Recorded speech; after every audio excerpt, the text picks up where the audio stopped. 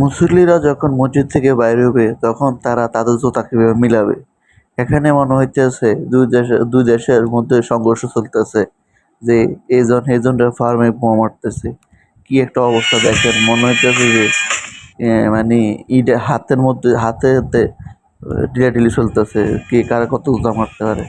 এখন মুসল্লিরা বাইরে কি ভেবে জুতা মিলাবে, যে কার জুতা কোনটা মানে কি একটা অবস্থা দেখেন, কিভাবে জুতা নিক্ষেপ চলতেছে। মনে হইতেছে এই তো যুদ্ধ শুরু হয়ে গেছে, এই যুদ্ধ কিভাবে থামাবো কিছুক্ষণ পরে বুঝবেন, এই যুদ্ধ কিভাবে থামতেছে, নিউক্লিয়ার আসলে যুদ্ধ থামে যাবো।